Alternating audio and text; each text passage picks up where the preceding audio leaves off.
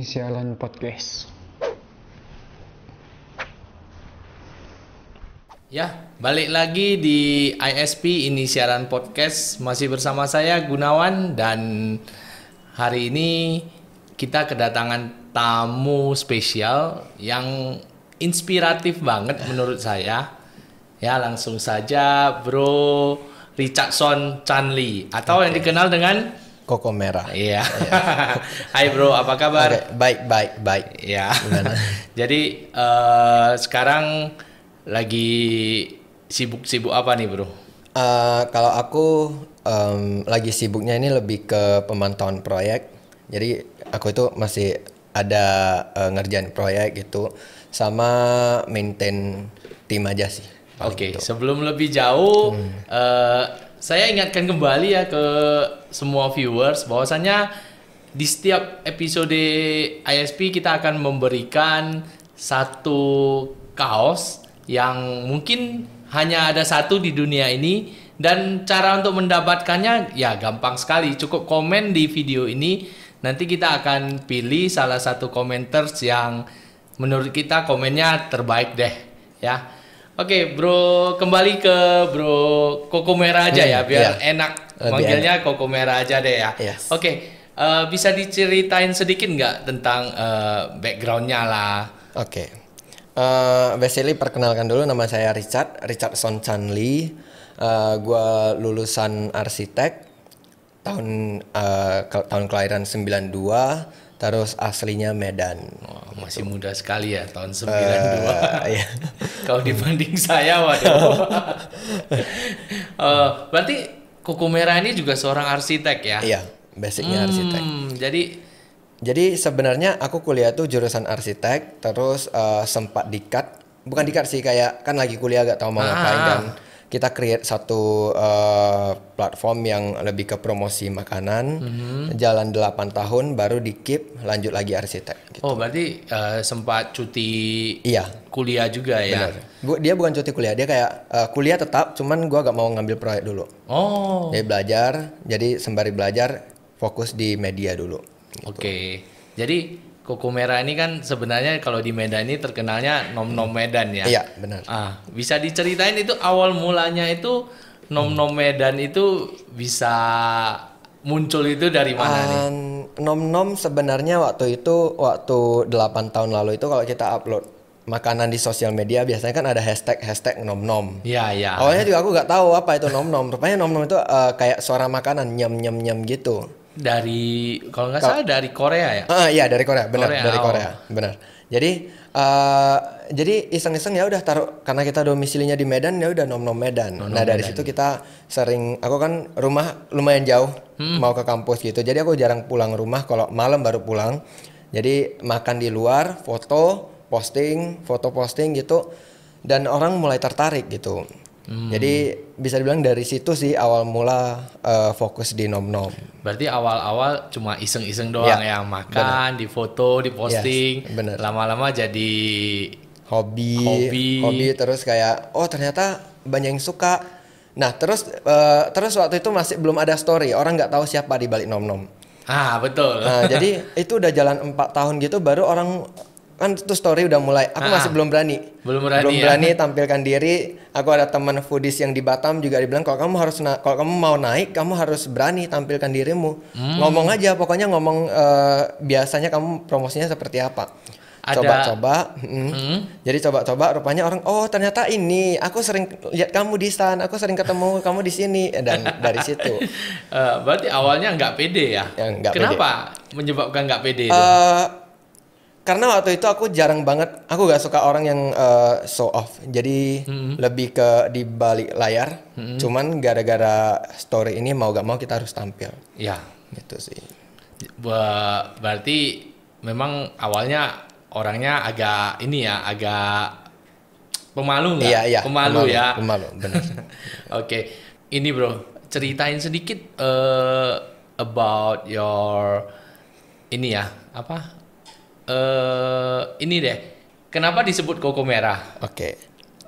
Kenapa disebut Koko Merah? Karena waktu pertama kali orang lihat gue itu kan pasti merah gitu. Ya. Dan orang di Medan itu rata-rata panggil gua Koko.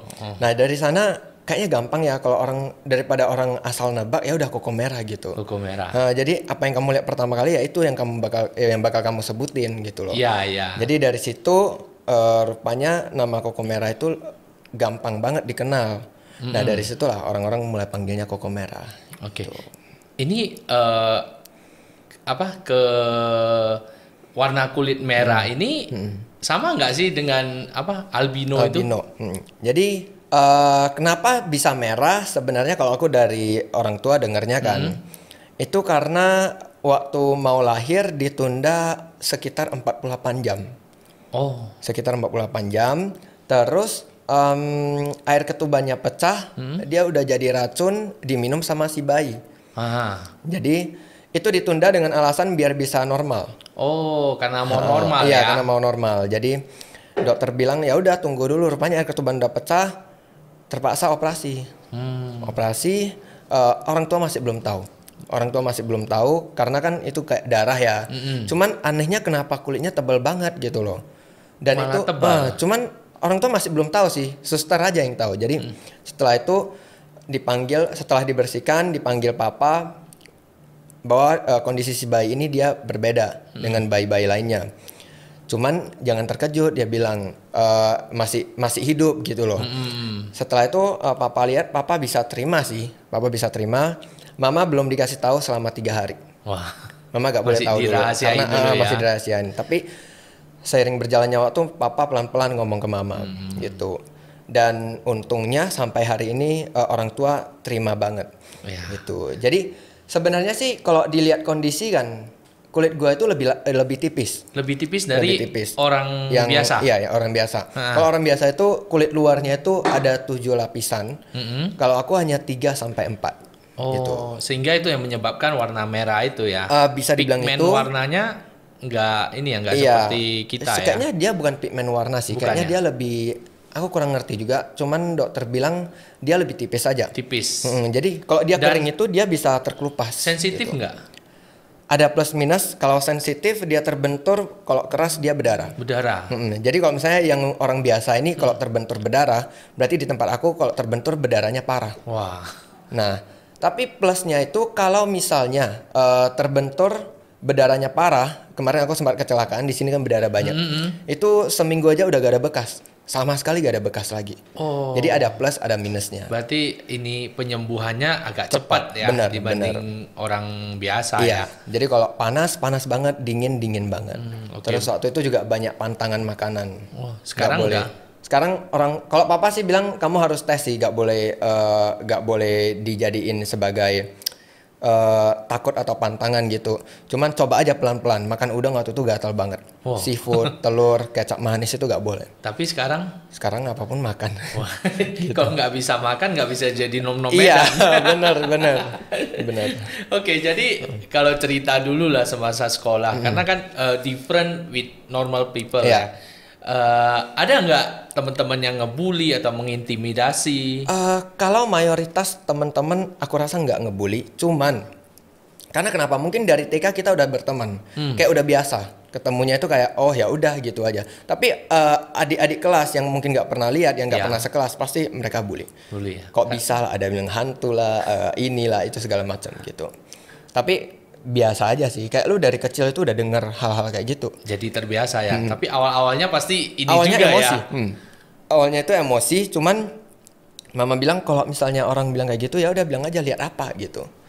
Selesai. Jadi kayak adik gue juga paling nggak suka kalau misalnya ada di mall nih misalnya ada orang liatin. Adik gue 2 ini bisa sampai ketemu orangnya gitu. Oh bisa sampai lu lihat apa sih gitu ya? Kayak kesel gitu. Aku bilang ya udah biasa aja. Mau gimana lagi? Gitu. Iya betul. Tapi ya perasaan risih pasti ada ya. Dulu. Sekarang udah biasa. Apalagi sekarang udah terkenal, mana risih lagi ya. Ada beberapa orang mungkin nggak kenal, cuman biasanya daripada kan mereka itu bisa mengeluarkan asumsi-asumsi sendiri.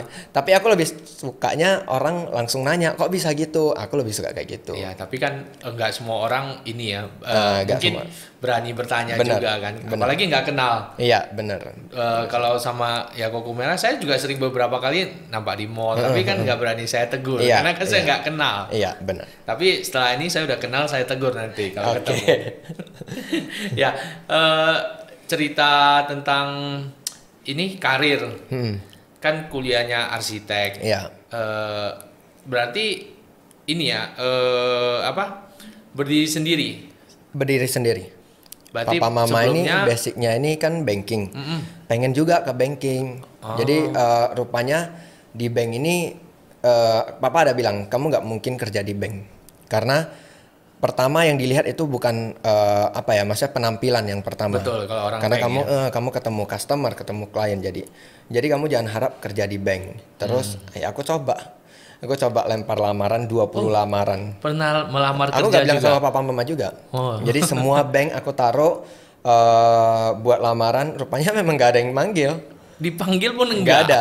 Jangankan manggil. Aku pernah sesekali itu surat lamaran juga masih tetap di tempat, meja. Di meja security apa. mungkin Iya, benar. Nggak dinaikkan ke HRD. Benar. Jadi kayak oh ya udah berarti gak mungkin. Nah terus mama bilang kamu harus jadi arsitek karena waktu itu kamu suka gambar, hobi gambar kan orang dulu tuh anakku pintar gambar ya udah arsitek aja gitu.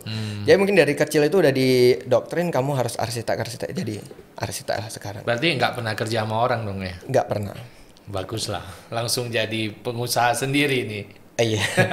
Udah berapa lama jalan arsitek? Jalan arsitek itu dari zaman kuliah 2011. 2011 sampai sekarang udah hampir 10 tahun ya. Iya, udah hampir 10 tahun. Proyeknya juga udah menangani proyek. Belum semua. Tapi ada timnya atau bekerja sendiri nih? Ada tim juga. Ada tim juga ya. Lebih kalau arsiteknya lebih ke kalau dia lebih ke konsep. Jadi aku kadang jelasin ke tim aku konsepnya nanti gini mereka yang visualisasikan. Oh, oke. Berarti Kokomera juga tim leadernya nih ya di tim arsitek ini. Yes. Ya kita back ke Nom Nom Medan ya. Nom Nom Medan kan identik dengan review makanan nih.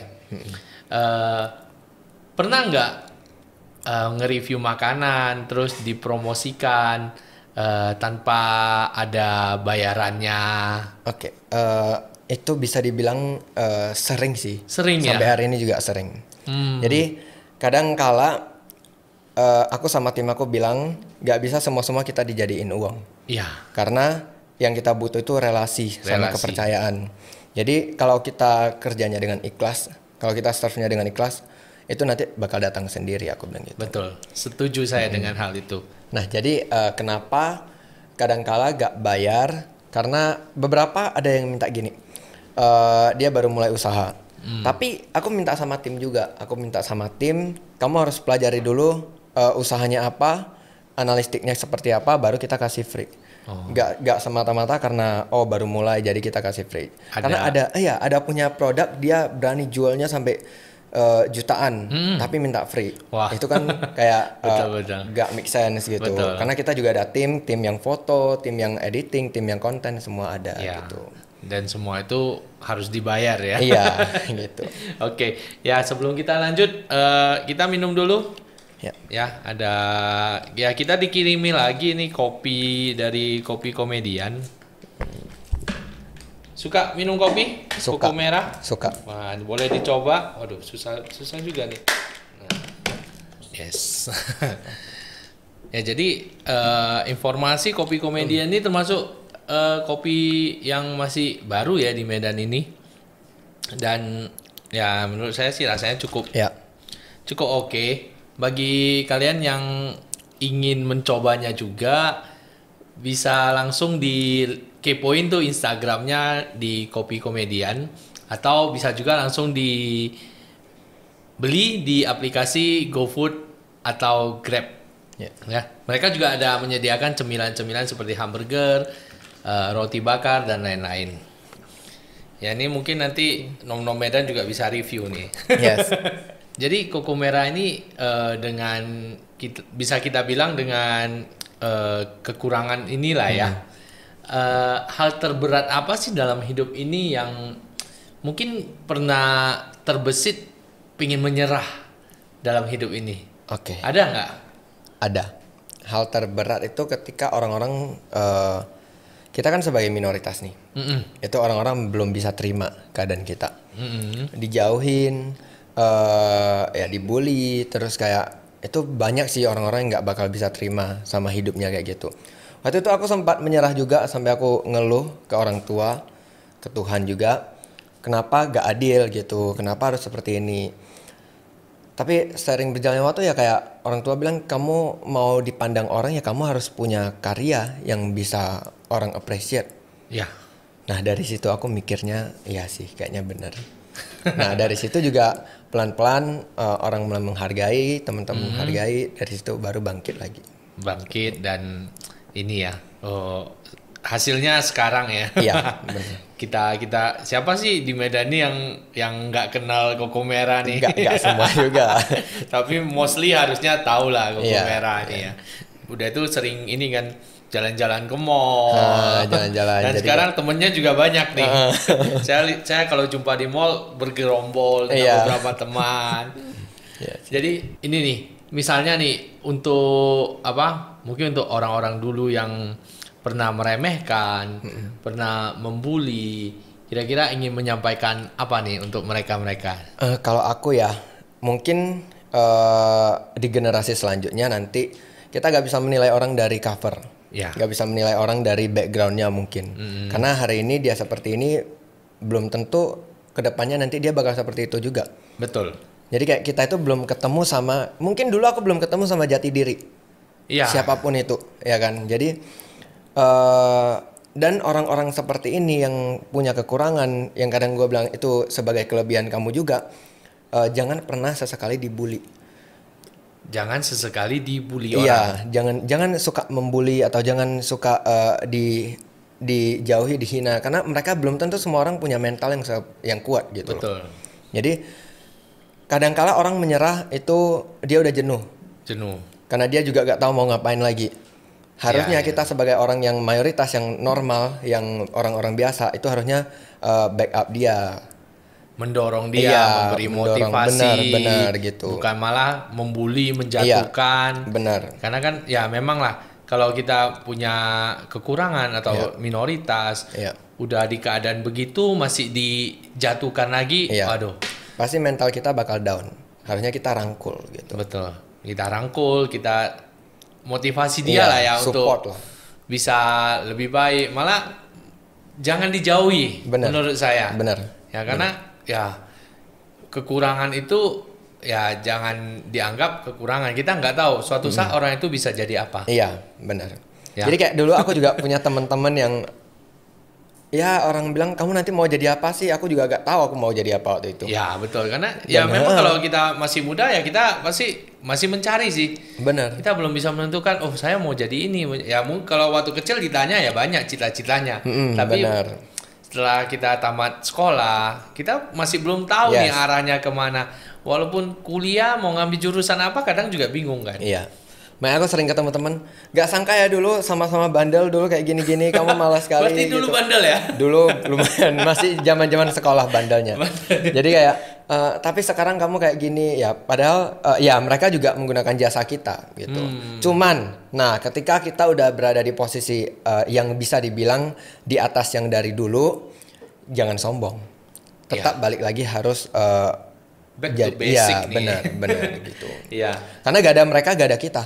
Ya itu betul juga. Itu karena ya kita juga bisa belajar dari ini ya, dari hal-hal seperti itu. Iya.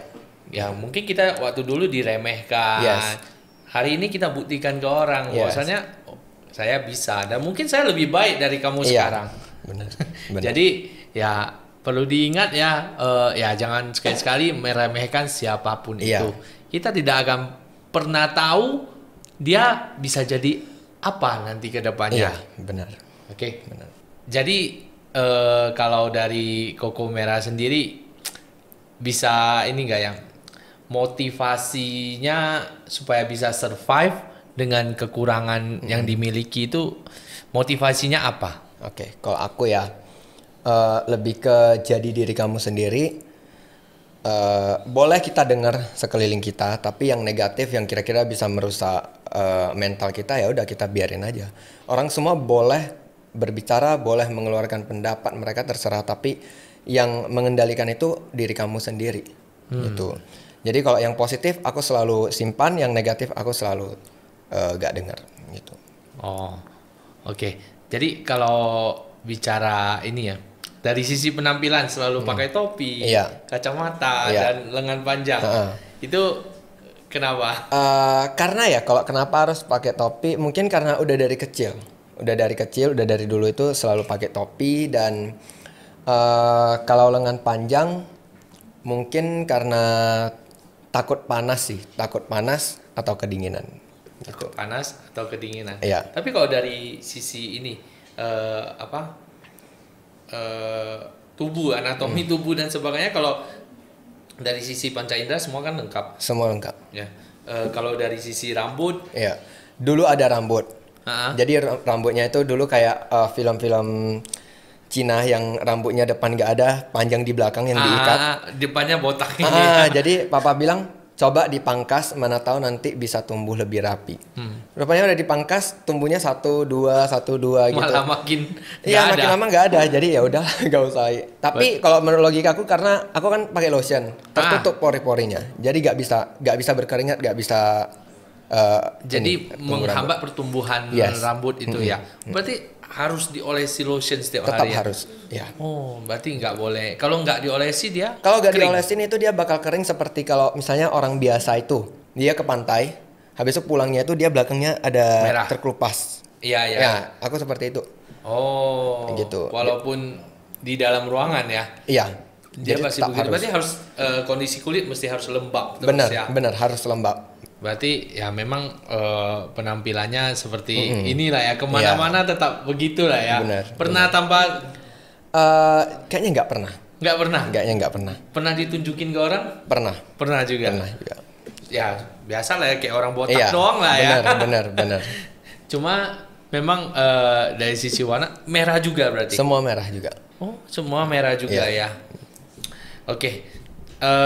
Jadi kalau inilah ya, mungkin last question buat Koko Merah juga, bisa beri satu statement nggak untuk viewers kita nih dalam menghadapi hidup, walaupun dengan kekurangan yang ada. Kalau menurut aku jadi diri sendiri, terus karena semua itu kayak rahasianya Tuhan. Karena belum tentu hari ini kita di bawah, besok di bawah, gak mungkin. Kalau kita gak berjuang ya kita tetap di bawah. Kalau kita berjuang, bersyukur ya kita bakal di atas. Karena Tuhan itu punya rencana buat kita semua masing-masing. Yes, dari awal nih belum dikasih tahu nih Instagram ataupun media sosial lainnya punya Koko Merah nih. Kalau Instagram personal gua itu ada Richardson Chanli, Richardson_Chanli. Yes, terus ada yang media promosi makanan, Nom Nom Medan. Oh, Nom Nom Medan untuk makanan ya. Ya, terus ada arsitek, rctect.id. Yang arsitek, khusus untuk yang tim arsitek tadi ya. Yes, benar. Terus ada Koko Merah.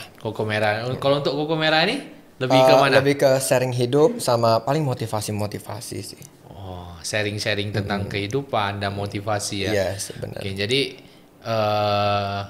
bagi viewers nih yang belum follow Koko Merah, itu tadi Instagramnya di follow semua.